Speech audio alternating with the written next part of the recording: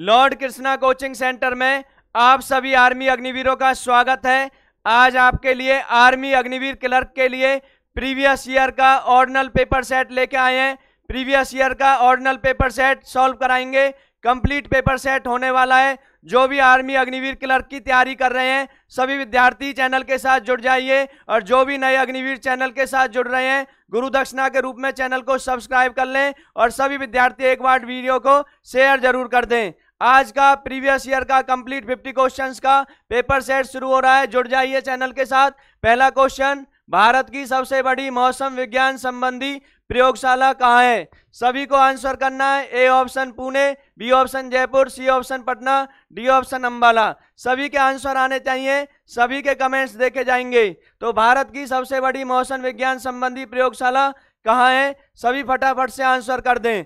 तो जिनका answer A है बिल्कुल राइट आंसर है, पुणे इसका बिल्कुल राइट आंसर है। ठीक है, 15 जनवरी 1875 नोट कर लें। 15 जनवरी 1875 में कलकत्ता में हुई थी। इसकी स्थापना कहाँ हुई थी? कोलकाता कलकत्ता में हुई थी इसकी स्थापना। उसके बाद आपका ये शिमला आ जाता है 1905। 1905 में इसका मुख्यालय कहाँ आ जाता है? शिमला आ जाता है। इसके बाद पुणे में 1926 में आता है पुणे में, और पुणे में जो कार्य पद्धति है कार्य करना शुरू करता है वो करता है 1 अप्रैल 1928। 1 अप्रैल 1928 नोट कर लें सभी बातें। सभी प्यारे क्लर्क अग्निवीर सभी बातों को नोट्स कर लें। 15 जनवरी 1875 कोलकाता, 1905 में शिमला आ गया मुख्यालय, 1926 में पुणे, और कार्य प्रणाली शुरू हो गई 1 अप्रैल 1928। नेक्स्ट क्वेश्चन की ओर चलते हैं।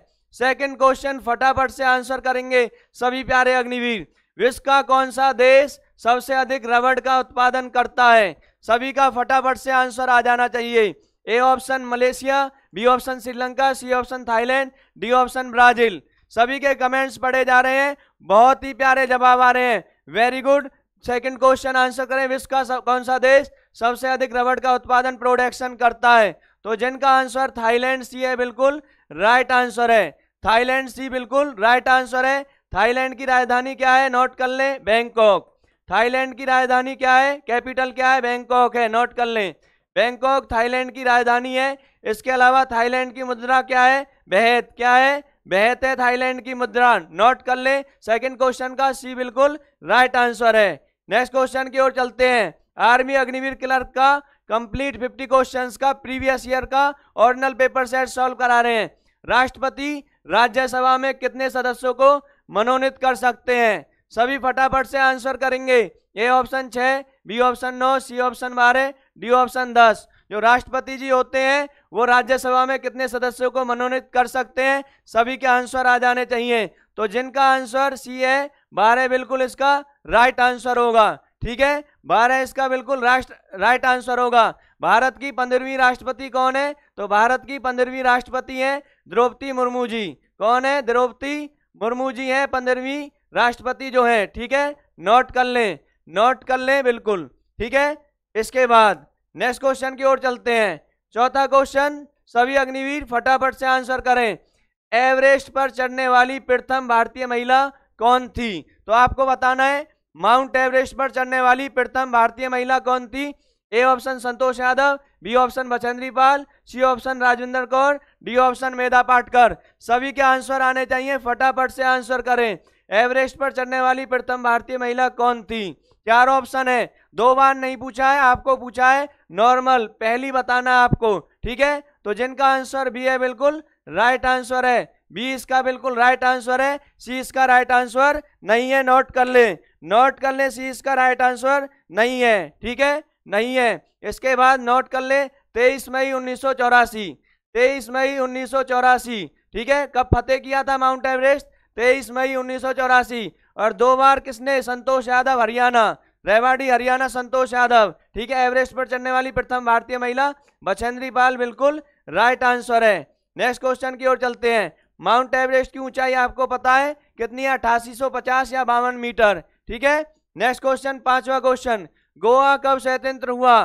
फटाफट से आंसर करेंगे सभी आर्मी अग्निवीर, फटाफट से आंसर करें। गोवा कब स्वतंत्र हुआ? A option 1960, B option 1961, C option 1962, D option 1958। ठीक है, सभी को आंसर करना है। गोवा कब स्वतंत्र हुआ, किससे, पुर्तगालियों से।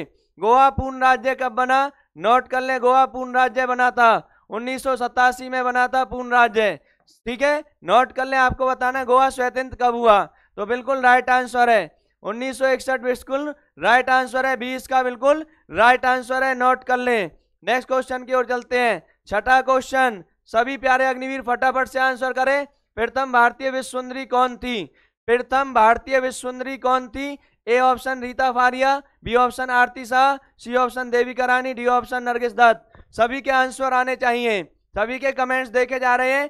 आज आर्मी अग्निवीर क्लर्क का प्रीवियस ईयर का ऑर्डिनल पेपर सेट चल रहा है। प्रथम भारतीय विश्व सुंदरी कौन थी, तो जिनका आंसर ये है बिल्कुल राइट आंसर है रीता फारिया, रीता फारिया बिल्कुल राइट आंसर है। बॉम्बे सुंदरी भी बनी थी, ठीक है, और कब बनी थी, 1966, बिल्कुल राइट आंसर है, 1966 बिल्कुल राइट आंसर है, 17 नवंबर 1966 इसका राइट आंसर है। सभी के कमेंट्स देख रहा हूं, सभी के कमेंट्स पढ़े जा रहे हैं। सातवां क्वेश्चन, भारतीय रिजर्व बैंक की स्थापना किस वर्ष की गई थी, भारतीय रिजर्व बैंक की स्थापना किस वर्ष की गई थी। A option 1947, B option 1935, C option 1925, D option 1950। सभी अग्निवीर फटाफट से आंसर करेंगे, ठीक है, सभी को आंसर करना है। अधिनियम कौन सा था, ये भी नोट करें, कौन से अधिनियम से हुई थी, तो 1934 का अधिनियम था।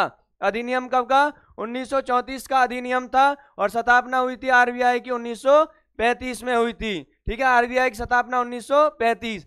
सभी को आरबीआई के गवर्नर, वर्तमान गवर्नर कमेंट करना है, सभी के कमेंट्स देखूंगा, ठीक है। नेक्स्ट क्वेश्चन, आठवां क्वेश्चन आ गया है, आर्मी अग्निवीर का प्रीवियस ईयर का क्लर्क का, ठीक है, प्रीवियस ईयर का क्लर्क का ऑर्डिनल पेपर सेट सॉल्व करा रहे हैं, टीम के साथ जुड़ जाइए। ध्वनि सबसे अधिक तेज कहाँ चलती है, सभी को आंसर करना है। ध्वनि की जो साउंड की स्पीड है वो सबसे तेज किसमें है, सभी को आंसर करना है। ए ऑप्शन वायु, बी ऑप्शन इस्पात, सी ऑप्शन निर्वात, डी ऑप्शन पानी। फटाफट से आंसर आ जाने चाहिए। ध्वनि सबसे अधिक तेज कहाँ चलती है, तो दिए हुए विकल्पों में से बी बिल्कुल राइट आंसर है, ठीक है। और इस्पात नगरी किसको बोलते हैं, जमशेदपुर, जमशेदपुर को क्या बोलते हैं, जमशेदपुर को बोला जाता है इस्पात नगरी। जमशेदपुर कहाँ है, झारखंड, कहाँ है, झारखंड के अंदर है जमशेदपुर, ठीक है, इस्पात नगरी कहते हैं। ध्वनि सबसे तेज इस्पात में चलती है, और प्रकाश की चाल सबसे तेज निर्वात में होती है, वैक्यूम में होती है। नेक्स्ट क्वेश्चन की ओर चलते हैं, ठीक है, बिल्कुल आर्मी क्लर्क न्यू पैटर्न पे 2025 पैटर्न पे प्रीवियस ईयर चल रहा है। विद्युत प्रतिरोध के नियम का प्रतिपादन किसने किया था, फटाफट से आंसर कर दें। A option Ohm, B option Darwin, C option Newton, D option Joule. कर दीजिए, बहुत ही बेसिक क्वेश्चन है। विद्युत प्रतिरोध, ठीक है, इलेक्ट्रिक रेजिस्टेंस के नियम को किसने दिया था, फटाफट से आंसर आ जाना चाहिए। बिल्कुल सभी के कमेंट्स देख रहा हूं, सभी के कमेंट्स देखे जाएंगे, सभी के कमेंट्स देखे जाएंगे। बहुत बढ़िया, बहुत बढ़िया, बिल्कुल बिल्कुल राइट आंसर ए इसका बिल्कुल राइट आंसर होगा। ओम इसका राइट आंसर बन जाएगा, नोट कर लें। नेक्स्ट क्वेश्चन की ओर चलते हैं। नेक्स्ट क्वेश्चन की ओर 10वां क्वेश्चन आ गया है, ठीक है, 10वां क्वेश्चन आ गया है। लेंस की आवर्धन क्षमता का मापक क्या है, लेंस की आवर्धन क्षमता का मापक। A option dioptre, B option horse power, C option प्रकाश वर्ष, डी ऑप्शन डायन। लेंस की आवर्धन क्षमता का मात्रक, सभी आर्मी के बच्चे कमेंट्स करें, आंसर करें, बहुत ही बेसिक क्वेश्चन है। तो लेंस की आवर्धन क्षमता डायोप्टर, ए जिनका है बिल्कुल राइट आंसर है, ठीक है। नेक्स्ट क्वेश्चन की ओर चलते हैं। कंप्यूटर शुरू हो गया है, कंप्यूटर 5 क्वेश्चन क्लर्क में कंप्यूटर के आते हैं, ठीक है, आर्मी अग्निवीर क्लर्क। निम्नलिखित में से कौन सा ऑपरेटिंग सिस्टम नहीं है, सभी को आंसर करना है, इनमें से कौन सा ऑपरेटिंग सिस्टम नहीं है।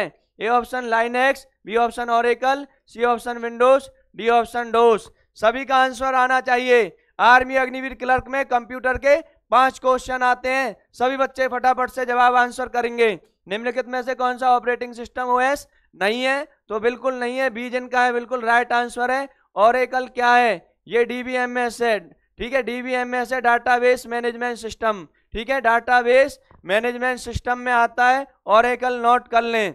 नेक्स्ट क्वेश्चन की ओर चलते हैं। अगला क्वेश्चन 12वां क्वेश्चन आ गया है, सभी को आंसर करना, एंटीवायरस क्या है। सभी प्यारे आर्मी अग्निवीर क्लर्क की तैयारी कर रहे विद्यार्थी चैनल को सब्सक्राइब कर दें और गुरु दक्षिणा के रूप में वीडियो को शेयर कर लें। एंटीवायरस क्या है? A option application software, B option program code, C option computer, D option company का नाम।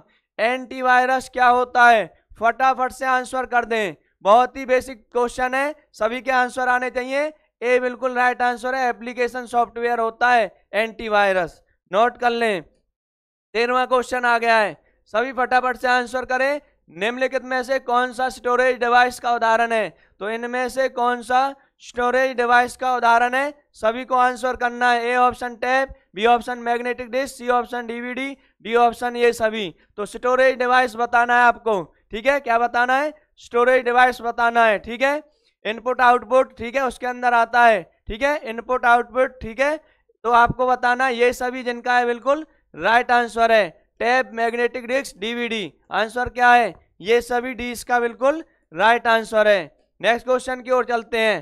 कंप्यूटर की प्रोग्रामिंग भाषा नहीं है, इनमें से कौन सी कंप्यूटर की प्रोग्राम भाषा नहीं है? ठीक है, बिल्कुल। A option COBOL, B option Java, C option Windows, D option Fortran. सभी के कमेंट्स पढ़ रहा हूं, सभी के कमेंट्स पढ़ रहा हूं। बिल्कुल बिल्कुल राइट आंसर करना है, बिल्कुल राइट आंसर करना है। प्रोग्रामिंग भाषा नहीं है, ठीक है। तो इनमें से आंसर बन जाएगा विंडोज। सी बिल्कुल राइट आंसर है, विंडोज, ठीक है। वर्तमान में पहले नंबर पे बताएं सी प्लस प्लस या जावा। सभी को अपना आंसर कमेंट करना है। विंडोज सी इसका बिल्कुल राइट आंसर है। 15वां क्वेश्चन आ गया है, ठीक है। 15वां क्वेश्चन लास्ट क्वेश्चन है, उसके बाद हमारी टीम के साथ और सब्जेक्ट्स यानी कंप्लीट 50 क्वेश्चंस को सॉल्व करना है। प्रीवियस ईयर का ऑर्डिनल पेपर सेट चल रहा है। ग्राफिकल तस्वीर जो कि फाइल फोल्डर इत्यादि दर्शाती है उन्हें क्या कहते हैं, बता दीजिए।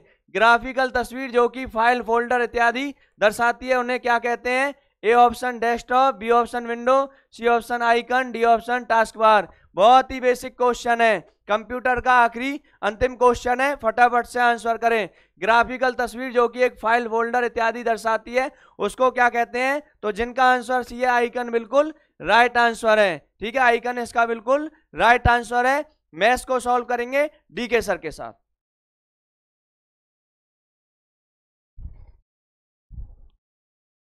मेरे प्यारे बच्चों, आप सभी की बहुत शानदार क्लास चल रही है। अभी अविनाश सर आपको जीके और कंप्यूटर के कुछ क्वेश्चन करवा के गए हैं। अब बेटा हम मैथ और रीजनिंग के क्वेश्चनों को देखते हैं। मैथ के क्वेश्चनों को देखते हैं, रीजनिंग नहीं है आपके इसमें। तो देखो बेटा यहाँ पे क्या है, कहता है 16वें क्वेश्चन में यदि 6, 8, 5, 7 x और 4 का समांतर माध्य 7 है तो x का मान ज्ञात कीजिए। x का मान क्या आएगा? तो सभी बच्चे फास्ट इसका आंसर दें, बताएं कि इसका आंसर क्या आपका होने जा रहा है। बहुत ही शानदार क्वेश्चन है बेटा, बहुत ही इंपॉर्टेंट क्वेश्चन है। आप बताओ कि इसका ए, बी, सी और डी इनमें से कौन सा आंसर होगा? 12 होगा, 16 होगा, 17 होगा या 20 होगा? सब बच्चे फास्ट आंसर बताएं। देखते हैं सब बच्चे आप क्या इसका आंसर देने जा रहे हैं। सभी बच्चे फास्ट इसका आंसर दें। हाँ जी बेटा, देखो इस क्वेश्चन को कैसे करते हैं। ये है 1, 2, 3, 4, 5, 6, ये 6 है बेटा। 6 संख्या है। जो भी आपका समांतर माध्य होता है उसको जितनी संख्या होती है उससे मल्टीप्लाई कर देते हैं, और 6 सत्ते 42। और जो ये आता है बेटा, ये जो 6 संख्या है इन सबका कुल आ जाता है, ये इन सबका प्लस है, जोड़ है ये। अब क्या करेंगे, जो संख्या ये है 6 और 8 14, 14 और 5 19, 19 और 7 कितने हो गए? 26, 26 और 4 कितने हो गए? 30। जो संख्या उन्हें जोड़ देंगे x को छोड़ करके, तो ये 30 हो गया बेटा। तो ये क्या रह गया? 12 है। और जो 12 है जो रह गया, ये किसकी रह गई है? x की वैल्यू रह गई है। और आपका कौन सा है? 12 है। और आपका जो ए आंसर है वो बिल्कुल राइट आंसर हो जाएगा। जो आपका ए आंसर है वो बिल्कुल राइट आंसर है। सभी का बिल्कुल शानदार, बहुत बढ़िया आंसर आ रहा है, बहुत बढ़िया बेटा। एक नेक्स्ट क्वेश्चन की बात करते हैं। क्वेश्चन नंबर 17 आपसे क्या कहता है, यदि कोई वस्तु 40 रुपये में खरीदी जाए और 60 रुपये में बेच दी जाए तो कितने % का लाभ हो जाएगा? बहुत ही इंपॉर्टेंट क्वेश्चन है। ऐसा क्वेश्चन बेटा बहुत एग्जाम में आता है। सभी बच्चे फास्ट इसका आंसर दें, बताएं कि इसका आंसर 50% होगा, 40% होगा, 60% होगा या 30% होगा। सब बच्चे इसका आंसर दें, देखते हैं आप सब बच्चों का क्या इसका आंसर होने जा रहा है। सभी बच्चे फास्ट आंसर दें, देखते हैं आपका इसका आंसर क्या हो जाएगा। हाँ जी बेटा, ये क्या है? खरीदा गया है, 60 रुपये में खरीदा गया है, 40 रुपये में खरीदा गया है और 60 रुपये में बेच दिया गया है। तो कितना आ गया बेटा? 20। तो 20 क्या आ गया आपका? 20 आपका आ गया लाभ बेटा। 20 आपका लाभ आ गया है। तो लाभ % निकालना है। लाभ % कैसे निकालते हैं? लाभ बटे में क्रिया मूल्य। क्रिया मूल्य बेटा हमेशा नीचे लिखते हैं और गुना में 100, और 0 से 0 काट देंगे, 2 एकम 2, 2 दूनी 4, ये आ गया 50। और आपका 50 आपका बिल्कुल राइट आंसर हो जाएगा। आपका 50% कौन सा है? आपका ए है, और ए आपका बिल्कुल राइट आंसर हो जाएगा। 50% आपका राइट आंसर है। बिल्कुल शानदार बेटा, जो बच्चे 50% आंसर दे रहे हैं उनका बिल्कुल राइट आंसर है। क्वेश्चन नंबर बेटा 18वें की बात करते हैं। 18वां क्वेश्चन आपसे क्या कहता है log 2x बराबर में 3 हो तो x का मान ज्ञात कीजिए। तो बेटा ये बहुत ही आसान सा क्वेश्चन होता है। ये 2 बेटा यहाँ नहीं है, 2 यहाँ पे है, मैं इधर लिख देता हूँ। ये log 2x बराबर में 3 है तो x का मान ज्ञात कीजिए, ऐसे आपका क्वेश्चन होता है। तो बेटा कैसे करेंगे, ये यहाँ पे 2 है, ये 2 बेस है और ये इसकी पावर 3 है, तो 2 की पावर 3 क्या होता है, 2 इंटू 2 इंटू 2, और 2 2 जा 4, 4 2 जा 8, और आपका इस तरह से 8 आंसर हो जाता है। तो बेटा आपका क्या है, बी बिल्कुल राइट आंसर हो जाएगा। बिल्कुल शानदार, बहुत बढ़िया, बी इसका बिल्कुल राइट आंसर हो जाएगा। एक नेक्स्ट क्वेश्चन की बात करते हैं। क्वेश्चन नंबर 19 आपसे क्या कहता है, एक स्कूल में 55% बच्चे लड़के, कुल 675 लड़कियां हैं, तो लड़कों की संख्या ज्ञात कीजिए। ये बेटा बहुत ही मोस्ट इंपोर्टेंट क्वेश्चन है, बहुत बार एग्जाम में आया है। सब बच्चे इसका फास्ट आंसर देंगे, देखते हैं आप सब बच्चों का क्या इसका आंसर हो जाएगा। 625, 825, 725 या 925, इनमें से कौन सा आंसर होगा। बहुत ही शानदार क्वेश्चन है, देखते हैं सब बच्चे इसका क्या आंसर देने जा रहे हैं। हाँ जी बेटे, फास्ट आंसर दें इसका। 675 लड़कियां हैं, 675 लड़कियां हैं, लड़की हैं 675। 55% बच्चे लड़के हैं, 55% लड़के हैं, 100% बेटा टोटल होता है, उसमें से 55% लड़के हैं, तो लड़कियां कितनी हैं, लड़की हैं 45%, तो 45% लड़की हैं, तो ये क्या है बेटा, लड़कियां, लड़कियों के बटे में लड़कियां आ जाएंगी, और लड़के निकालने हैं, तो लड़के कितने हैं 55, 55 से गुना कर देंगे, लड़कियों के बटे लड़कियां और लड़के निकालने, लड़के से गुना कर देंगे, और बेटा 5 से काट देंगे 9 बार, 5 से 5 से कम 5, 5 से कम 5, 9 से कम 9, 9 सत्ते 63, और रह गए 5 9 पंजे 45, 11 से गुना कर देंगे, 11 पंजे 55, हाथ से लगे 5, 11 सत्ते 77, और 5 कितने हो गए 82, और 825 आपका बिल्कुल राइट आंसर हो जाएगा। और आपका बेटा जो बी आंसर है वो बिल्कुल राइट आंसर है। जिन बच्चों का बेटा बी आंसर आ रहा है उनका बिल्कुल राइट आंसर हो रहा है, बहुत ही शानदार, बहुत बढ़िया। एक नेक्स्ट क्वेश्चन की बात करते हैं बेटा। क्वेश्चन नंबर 20 आपसे क्या कहता है, वर्ग के परिमाप का सूत्र ज्ञात कीजिए। वर्ग का परिमाप का सूत्र बताओ क्या होता है। यदि भुजा 1 है तो बताओ वर्ग का इसमें से परिमाप क्या हो जाएगा। सब बच्चे फास्ट आंसर दें। ए स्क्वायर 2a 4a या 4a स्क्वायर, इसमें से कौन सा आपका आंसर होने जा रहा है। सभी बच्चे फास्ट आंसर दें कि इसका आपका आंसर क्या हो जाएगा। वर्ग का परिमाप क्या होता है बेटा, वर्ग का परिमाप होता है, वर्ग किसे कहते हैं, वर्ग उसे कहते हैं जब इसकी चारों भुजाएं बराबर होती हैं, जब चारों भुजाएं बराबर होती है उसे वर्ग कहते हैं। और परिमाप क्या होता है, बाहर की जो बाउंड्री होती है इसको परिमाप कहते हैं, इंग्लिश में क्या कहते हैं, इसे पैरामीटर कहते हैं।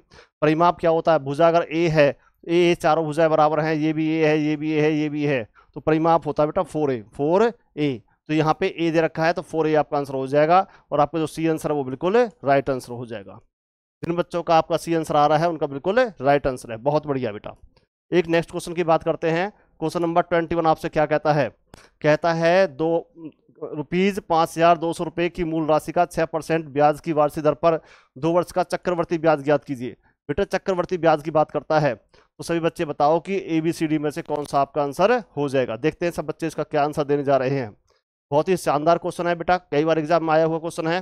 देखते हैं सब बच्चे इसका क्या आंसर देंगे।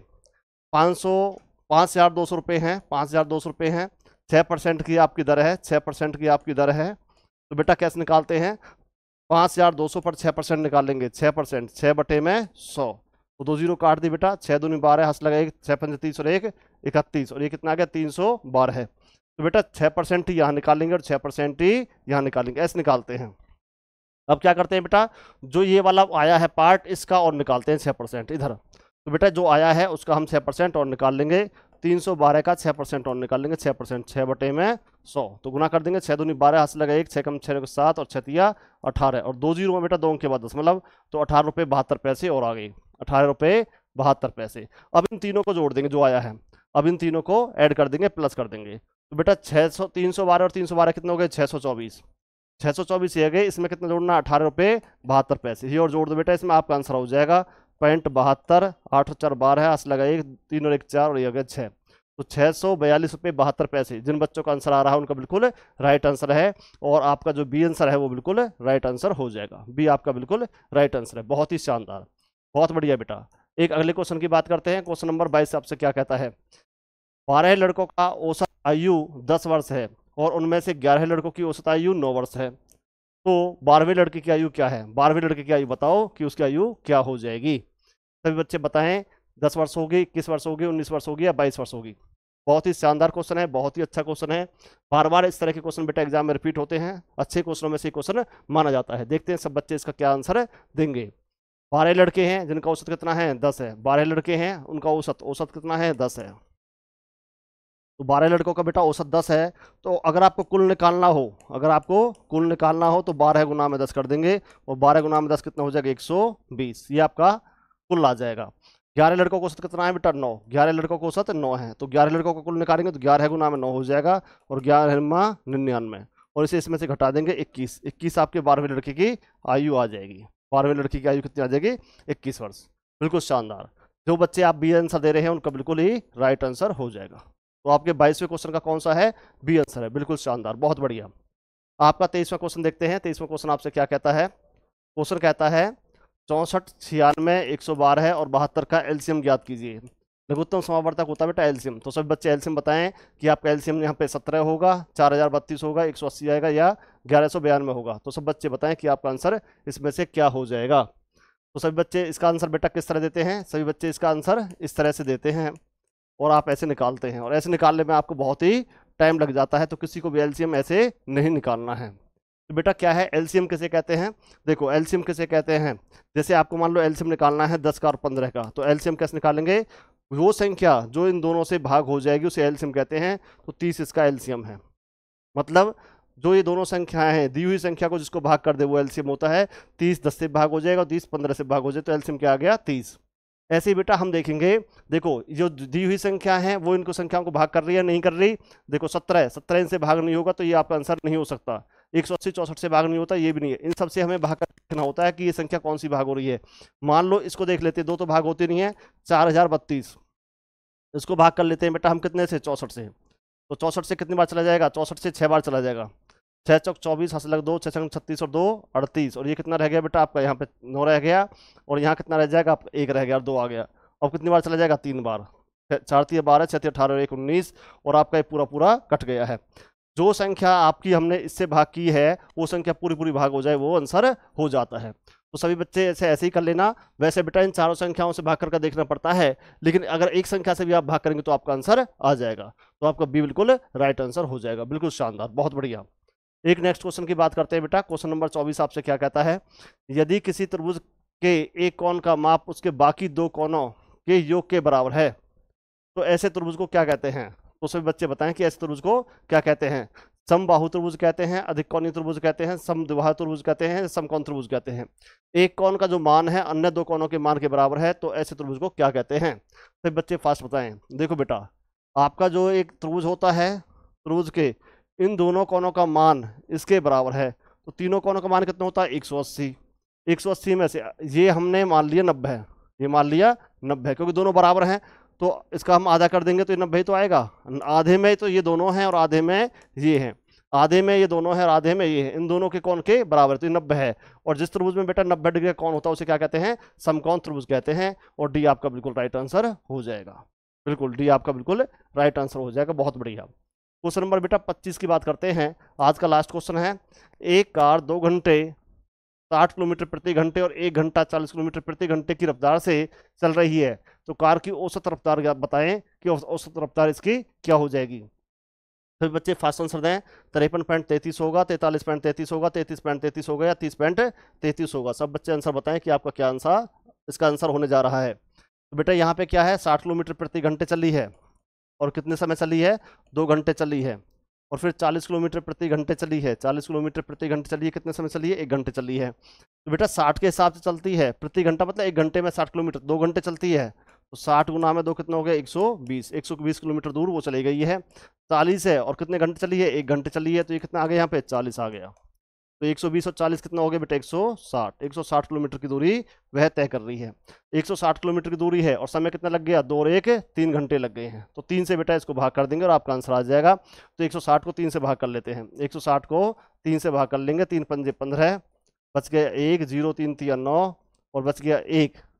अब बेटा यहाँ पे 53 से ही 1/3 आ गया, 53 से ही 1/3 और 1/3 का मतलब क्या होता है 33 होता है, 53.33। ये भी आंसर हो सकता है 53.33। 1 रुपये का तिहाई हिस्सा 53.33 होता है और आपका जो ए आंसर है वो बिल्कुल राइट आंसर हो जाएगा।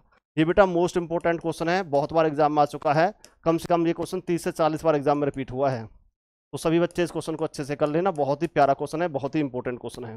बेटा आपकी मैथ की क्लास यहाँ पे आज समाप्त हो गई है। अभी दीपक सर आपके आएंगे और आपकी इंग्लिश की क्लास कंटिन्यू करेंगे। ठीक है बेटा, थैंक यू।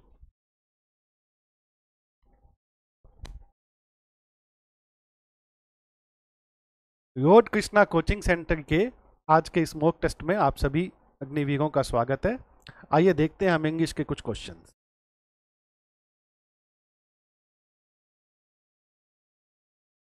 आज का हमारा फर्स्ट क्वेश्चन है filling the blanks using the correct article. इस क्वेश्चन में हमें आर्टिकल बताना है कि कौन सा आएगा।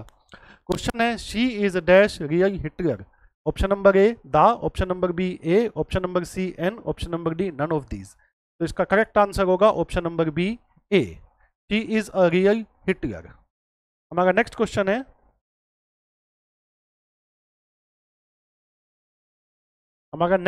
है ही इज डैश एमपी। इसमें हमें आर्टिकल बताना है, ए आएगा, एन आएगा या द आएगा या कोई आर्टिकल नहीं आएगा। तो इसका करेक्ट आंसर है he is an MP.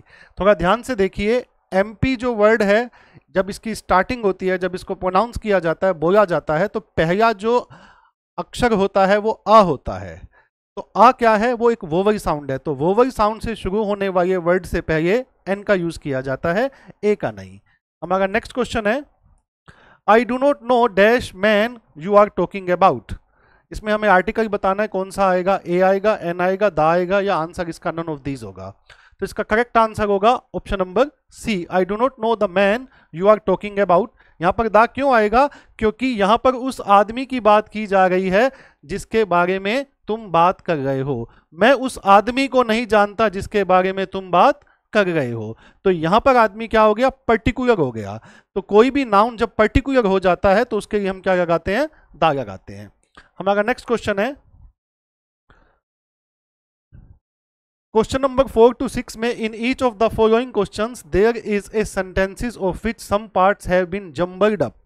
You are required to rearrange these parts which are labeled as P, Q, R and S to produce the correct sentence. Choose the proper sequence from the 4 alternatives. देखिए इसमें आपसे क्या कहा जा रहा है, इसमें आपको ये 4 ऑप्शन दिए हैं, आपको ये 4 ऑप्शन अरेंज करने हैं। ये 4 ऑप्शन अलग अलग तरीके से आपको दे रखे हैं, आपको इन 4 ऑप्शन को क्या करना है, एक सीक्वेंस में अरेंज करना है। सेंटेंस की शुरुआत होती है इट प्लेज। अब आपको यह बताना है कि इट प्लेज के बाद पी क्यू आर एस में से क्या आएगा, पी आएगा, फिर उसके बाद क्या आएगा, फिर उसके बाद क्या आएगा, फिर उसके बाद क्या आएगा। तो इन चारों ऑप्शंस को आपको एक अरेंजमेंट में सेट करना है, ये क्वेश्चन है। अब देखिए बेटा, इस तरह का क्वेश्चन कैसे करना होता है, थोड़ा ध्यान से देखिए। पहले हम सेंटेंस को देखते हैं। सेंटेंस है हमारा it plays dash a teacher और अ बिजनेसमैन। ये सेंटेंस की शुरुआत है, ये सेंटेंस का एंड है। बीच में इन 4 ऑप्शंस को हमें क्या करना है, अरेंज करना है। यहां तक बात समझ आ गई। अब देखो बेटा, अब हम इन ऑप्शंस को देखते हैं।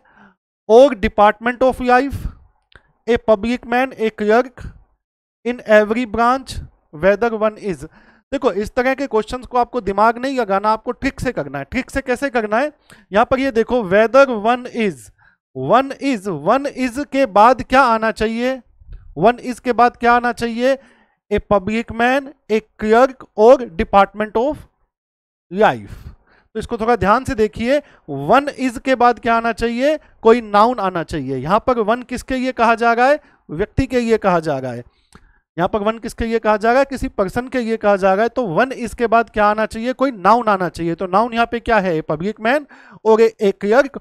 और हम सब जानते हैं कि कोमा के बाद यहां पर हमें और दे रखा है, तो कोमा के बाद और आना चाहिए। तो यानी एस के बाद तो क्यू होना चाहिए। जहां पे भी एस के बाद क्यू होगा वो मेरा ऑप्शन होगा। तो एस के बाद क्यू कहां पर है, यहां पर है। तो ऑप्शन नंबर बी इसका करेक्ट आंसर हो जाएगा। बात समझ में आई या नहीं आई। इसमें आपको हिंदी नहीं बनानी है, आपको इसको दिमाग लगा के नहीं करना है, आपको ग्रामर के फॉर्मूले से करना है कि वन जो है वो किसके लिए आ रहा है, वो किसी नाउन के लिए आ रहा है। तो नाउन क्या है, यहाँ पर पब्लिक मैन है, क्लर्क है, ये 2 ही तो नाउन दे रखे हैं, और डिपार्टमेंट ऑफ लाइफ। अब ये जो और है ये कोमा के बाद आना चाहिए। बात समझ में आ गई। तो इसका आंसर क्या हो जाएगा, ऑप्शन नंबर बी इसका करेक्ट आंसर हो जाएगा। नेक्स्ट क्वेश्चन की तरफ हम चलते हैं। नेक्स्ट क्वेश्चन आपको बताना है द डॉक्टर्स ऑफर, वही सेम क्वेश्चन PQRS का आपको दिया है। ये 4 सेंटेंसेस आपको अरेंज करने हैं। अब आप देखिए बेटा, डॉक्टर्स ऑफर, कोई भी चीज जब ऑफर की जाती है तो बताया जाता है कि क्या ऑफर किया जा रहा है। अब नॉट ओनली सेव्ड जूही, इसको तो ऑफर नहीं किया जाएगा, इसको तो ऑफर नहीं किया जाएगा ना। But enable her to blossom into a happy women, इसको भी ऑफर नहीं किया जाएगा। From the jaws of death, इसको भी ऑफर नहीं किया जाएगा। ऑफ मैरिज, हाँ मैरिज का जो है वो ऑफर हो सकता है। तो यानी जिस सेंटेंस की शुरुआत एस से हो रही है वो इसका आंसर होगा, लेकिन यहां पर एस से शुरुआत तो दो सेंटेंसेस की हो रही है। तो अब आपको बताना है, यानी ये ऑप्शन तो नहीं हो सकता, ये ऑप्शन भी नहीं हो सकता। अब आपको बताना है इन दोनों में से क्या है, जगह बताइए, थोड़ा दिमाग लगाइए। शुरुआत में मैंने आपको बता दिया है कि शुरुआत एस से हो रही है, वो आंसर होगा। अब आपको थोड़ा सा दिमाग लगाना है, आप बताइए इसका आंसर क्या होगा। मैं आपको 30 सेकंड का टाइम देता हूं।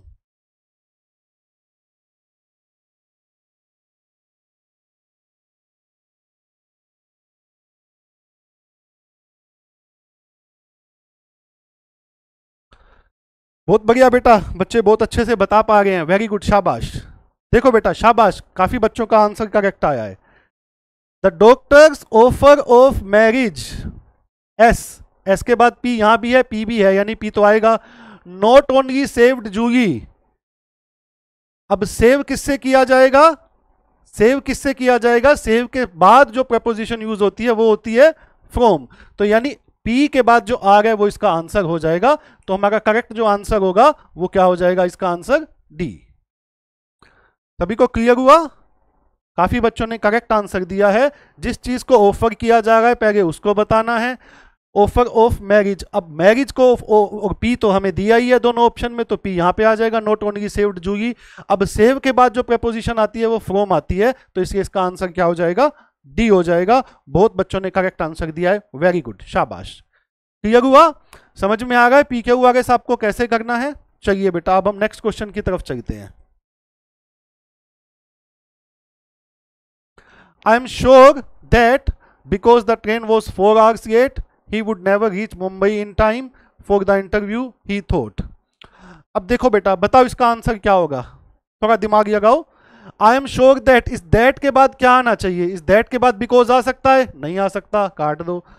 ही आ सकता है, आ सकता है, यहां पे भी ही है, यहां पे भी है, यानी आंसर या तो क्यू से शुरू होगा या एस से शुरू होगा। एस और पी से तो शुरू नहीं हो, क्यू से शुरू होगा या एस से शुरू होगा। तो एस से और ये भी हो सकता है, ये भी हो सकता है, ये भी हो सकता है, ये तो हो नहीं सकता।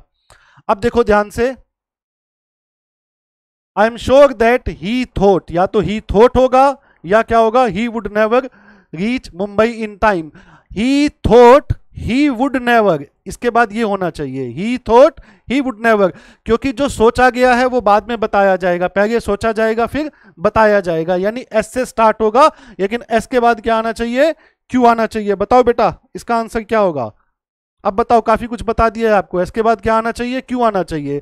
तो ही thought he would never reach Mumbai in time, तो एस के बाद क्यू किस में दे रखा है, ए में दे रखा है, तो ए इसका आंसर हो जाएगा। सबको समझ आया बेटा, कोई डाउट तो नहीं है? दोबारा सुनो, अगर नहीं समझ आया दोबारा देखो। दैट के बाद क्या आएगा, बिकॉज नहीं आएगा, ये वाला ऑप्शन कट गया। क्या आ सकता है, क्यू आ सकता है या एस आ सकता है। अब क्यू और एस मुझे 3 ऑप्शन में दे रखा है, एक ये ए, सी और डी, बात क्लियर है। अब मैंने देखा क्यू, क्यू क्या है, he would never reach in Mumbai in time, और एस क्या है, ही थॉट। तो वह मुंबई समय पर नहीं पहुंचेगा या पहुंचा होगा, वह मुंबई समय पर नहीं पहुंचा होगा, ये उसने सोचा होगा, तभी वह मुंबई समय पर नहीं पहुंचा होगा। उसने सोचा कि वह मुंबई समय पर नहीं पहुंचा होगा, तो वह मुंबई पर समय पर नहीं पहुंचा, ये उसने सोचा। तो जो सोचा है वो पहले, मुंबई समय पर नहीं पहुंचा वो बाद में, यानी एस के बाद क्या आना चाहिए, क्यू। तो एस के बाद क्यू किस ऑप्शन में है, ए में, तो आंसर हो जाएगा इसका ए। क्लियर हुआ? चलिए बेटा नेक्स्ट क्वेश्चन की तरफ चलते हैं। अब आपको इस सेंटेंस में एरर बतानी है। Indicate the error in each of the following sentences. I must find out some means to balancing my budget. बताइए बेटा इसका आंसर क्या होगा, मैं आंसर देख रहा हूं, बताओ बेटा। बिल्कुल ठीक, काफी बच्चों ने सही आंसर किया है, बिल्कुल ठीक। देखो बेटा टू बैलेंसिंग, टू के बाद फर्स्ट फॉर्म आती है, टू के बाद फर्स्ट फॉर्म में आईएनजी अक्कर नहीं आता, इसलिए एरर किस पार्ट में है, सी वाले पार्ट में है, इसलिए इसका आंसर हो जाएगा सी। टू के बाद क्या आती है बेटा, टू के बाद फर्स्ट फॉर्म आती है, बैलेंसिंग में आईएनजी रख के आ रहा है, इसलिए ये एरर है। नेक्स्ट क्वेश्चन देखिए बेटा, शी वॉज अपियरिंग ओल्ड दो शी वॉज यंग। बताओ बेटा इसका आंसर क्या होगा, शाबाश बताओ, वेरी गुड, बहुत बढ़िया बेटा, शाबाश। अपीयर बेटा वो वर्ब है, अपीयर वो वर्ब है जो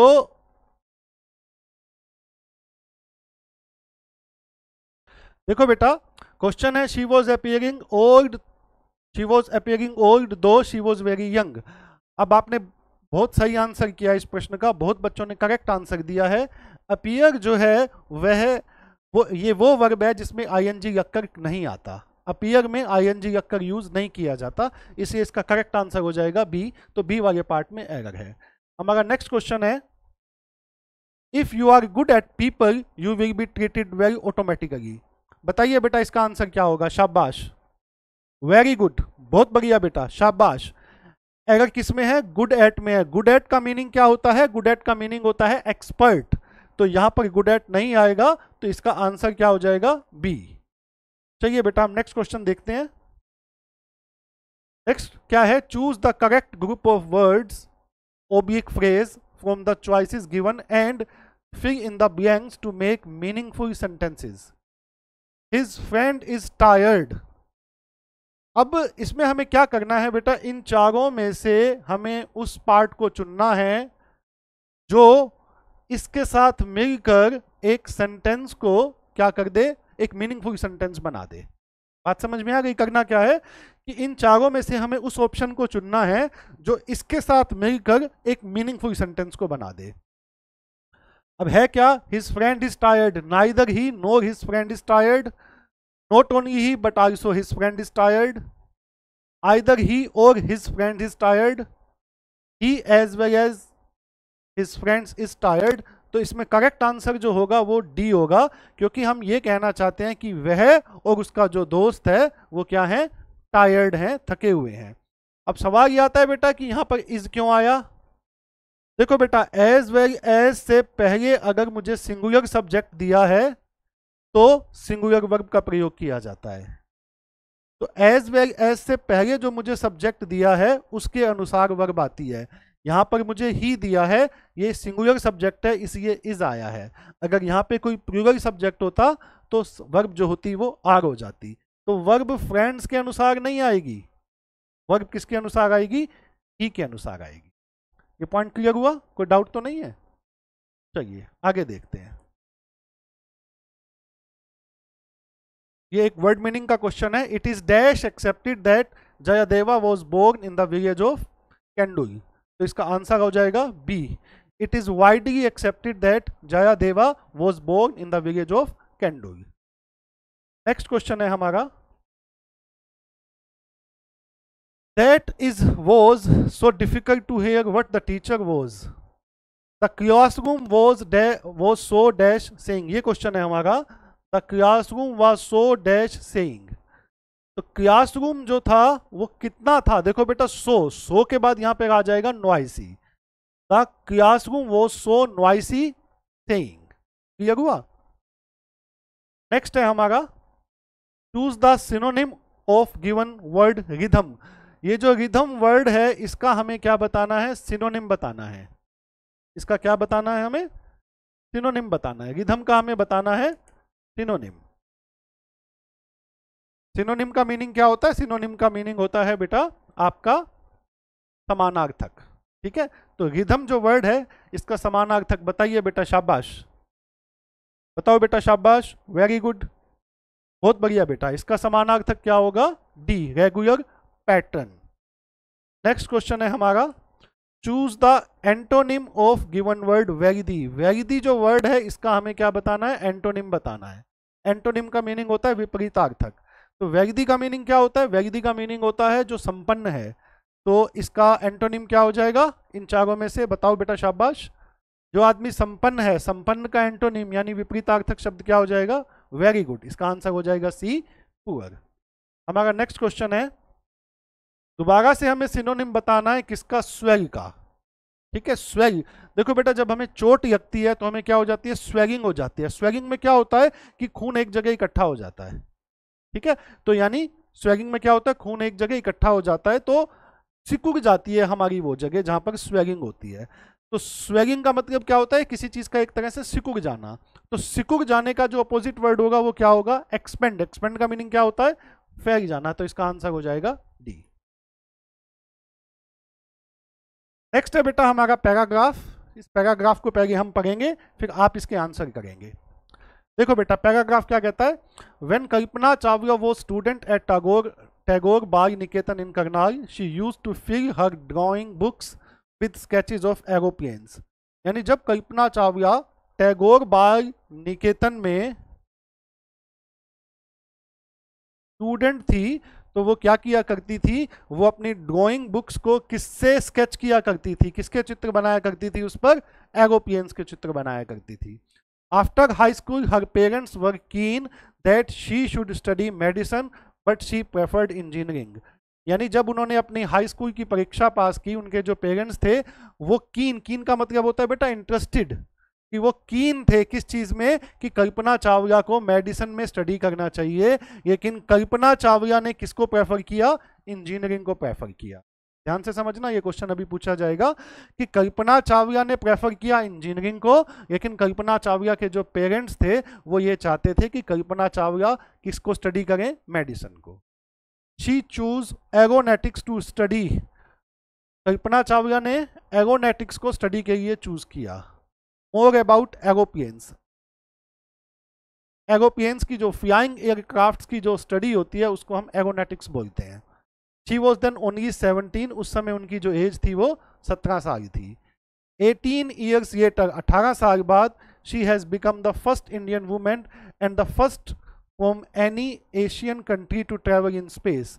18 साल बाद कल्पना चावला जी पहली भारतीय महिला और एशिया के अंदर पहली महिला बनी जिन्होंने स्पेस में क्या किया, ट्रैवल किया।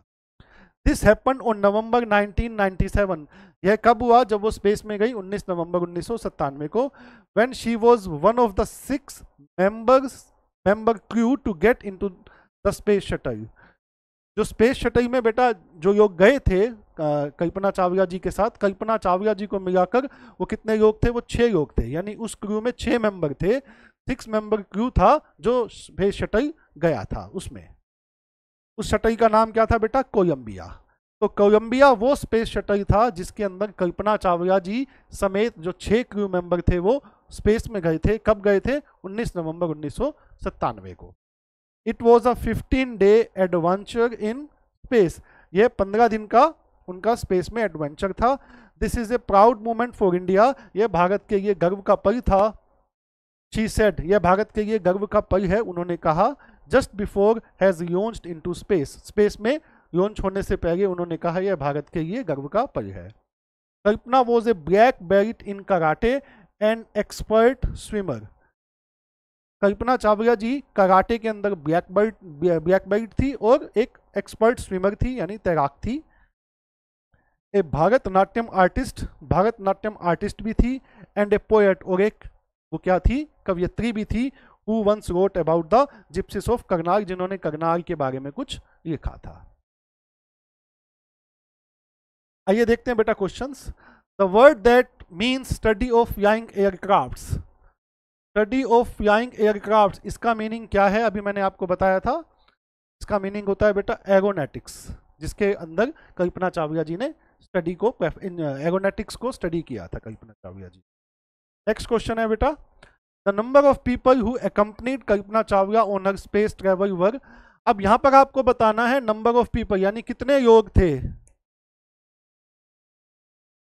जो कल्पना चावला जी के साथ जिन्होंने स्पेस में ट्रेवल किया था। देखो बेटा हमने क्या पढ़ा था, 6 क्रू मेंबर थे कल्पना चावला जी को मिलाकर। और यहाँ पे आपसे पूछा जा रहा है कि कल्पना चावला जी के साथ कितने लोगों ने स्पेस में ट्रेवल किया था। तो कल्पना चावला जी को मिलाकर तो 6 लोग थे, लेकिन कल्पना चावला जी को के साथ कितने लोग थे, तो कल्पना चावला जी के साथ तो फिर 5 लोग होंगे ना, क्योंकि छठी तो खुद कल्पना चावला जी हो गई। तो कल्पना चावला जी समेत 6 लोग गए थे और कल्पना चावला जी के साथ 5 लोग थे। बात क्लियर हो गई। चलिए बेटा नेक्स्ट क्वेश्चन है, Kalpana Chawla travelled in space in a vehicle name उस व्हीकल का क्या नाम है जिसके अंदर कल्पना चावला जी ने स्पेस में ट्रेवल किया था, तो बताया था बेटा, आंसर इसका ए हो जाएगा, Columbia. This is a proud movement for India, this refers to, this is a proud movement for India, यह भारत के लिए गर्व का पल है। यहाँ पर दिस का क्या अर्थ है बताइए बेटा, आप बताइए, यहाँ पर दिस का क्या अर्थ है, शाबाश बताइए। ये बात कब कही गई थी, कल्पना चावला जी ने ये बात कब कही थी, बताइए बेटा फटाफट, शाबाश शाबाश, वेरी गुड बेटा, वेरी गुड, बहुत बहुत सही आंसर आ रहा है बच्चों का। जब कल्पना चावला जी 17 साल की हो गई थी तब तो ये बात कही नहीं गई थी, बिल्कुल ठीक। Kalpana got admission in an engineering college, तब भी ये बात नहीं कही गई थी। कल्पना वो सिलेक्टेड फॉर स्पेस ट्रेवल, तब ये बात कही गई थी। या कल्पना ट्रेवल्ड इन स्पेस, ये बात कब कही गई थी, ये बात तब कही गई थी जब बेटा जो स्पेस शटल था वो लॉन्च हुआ था, सिलेक्शन के टाइम पे नहीं कही गई थी, लॉन्च जब हुआ था तब कही गई थी। तो इसका आंसर क्या हो जाएगा, बी हो जाएगा। नेक्स्ट क्वेश्चन है हमारा, which of the following statements about Kalpana Chawla is wrong. यहाँ पर हमें ये बताना है इन चारों में से जो कल्पना चावला जी के बारे में जो स्टेटमेंट है वो कौन सी स्टेटमेंट गलत है। She spent her childhood in Karnal, ये तो ठीक है। She wanted to study medicine, बेटा ये इसका आंसर हो जाएगा, क्योंकि ये स्टेटमेंट गलत है, क्योंकि उनके जो पेरेंट्स थे वो ये चाहते थे कि कल्पना जी मेडिसिन को स्टडी करें, वो उन्होंने इंजीनियरिंग को प्रेफर किया था। तो ये इसका आंसर हो जाएगा, क्योंकि हमें रॉन्ग स्टेटमेंट बताना चाहिए बेटा। नेक्स्ट है हमारा एक और paragraph, democracy can have many meanings, लोकतंत्र के कई अर्थ हो सकते हैं। The meaning most often given to it in the west is that there should be a 2 party system and that people should vote for one party और another. यानी democracy का जो वेस्ट में मीनिंग है वो ये है कि 2 पार्टी सिस्टम होना चाहिए और लोगों को एक पार्टी या दूसरी के लिए वोट करना चाहिए। In fact, we had many parties, perhaps there was something wanting in our democracy। लेकिन हमारे यहाँ पे क्या है बेटा, हमारे यहाँ पर बहुत पार्टीज हैं और शायद हमारी डेमोक्रेसी में क्या है, कुछ कमी है। वांटिंग का मीनिंग बेटा कमी होता है, ये ध्यान रखना, ठीक है। And we should aim at a 2 party system, और हमें क्या है 2 पार्टी सिस्टम की तरफ देखना चाहिए, एम करना चाहिए। यहाँ पे बिकॉज नहीं आएगा बेटा, यहाँ पे बट आएगा।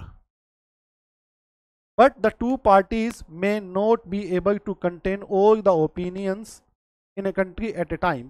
लेकिन जो 2 पार्टी जो होती हैं वो कंटेन नहीं कर पाती, किसको कंटेन नहीं कर पाती, ऑल द ओपिनियंस, जितनी भी ओपिनियंस हैं देश में के अंदर, एक समय में जितनी भी ओपिनियंस हैं 2 पार्टी उनको क्या नहीं कर पाती, कंटेन नहीं कर पाती। तो I must admit that sometimes the multiplicity of parties which we have in India is not a very great help to the public। तो यद्यपि मैं क्या करता हूं, मैं इस बात को मानता हूं कि कभी कभी जो मल्टीप्लिसिटी है, यानी जो बहुसंख्यता है किसकी, पार्टीज की, हमारे इंडिया के अंदर, ये पब्लिक की बहुत ज़्यादा मदद नहीं करती। यानी जो ये पैसेज लिखने वाला है वो ये कह रहा है कि मैं कभी कभी इस बात से यद्यपि इत्तिफाक रखता हूँ या मानता हूँ कि जो बहुत सारी पार्टीज हैं वो लोगों की बहुत ज़्यादा मदद नहीं कर पाती, but it is a face of development and I do not think it basically affects democracy. कहते हैं लेकिन ये जो है ये डेवलपमेंट यानी विकास का चरण है और यह डेमोक्रेसी को क्या नहीं करता, प्रभावित नहीं करता है। We have been able to have democracy and democracy has been strengthen because of this quality of tolerance। we have been able to have democracy, यानी हम डेमोक्रेसी को लंबे समय से क्या कर पा रहे हैं, हम डेमोक्रेसी में लंबे समय से हैं और डेमोक्रेसी जो है उससे डेमोक्रेसी हैज़ बीन स्ट्रेंथन, यानी डेमोक्रेसी जो है वो मजबूत हुई है। किस क्वालिटी के कारण, ये जो मल्टी पार्टी सिस्टम है, जो हमारी टॉलरेंस है, जो हमारी सहिष्णुता है कि हम इतने लोगों की बातों को सुनते हैं, मल्टी पार्टी सिस्टम जो हमारे पास है, उसके कारण क्या हुआ है, हमारी जो डेमोक्रेसी है बेटा वो स्ट्रेंथन हुई है, यानी मजबूत हुई है। Which is an old quality in Indian philosophy, जो भारतीय दर्शन की क्या है, भारतीय दर्शन की पुराना गुण है, पुरानी क्वालिटी है, and in over way of life, और हमारे जीवन में है।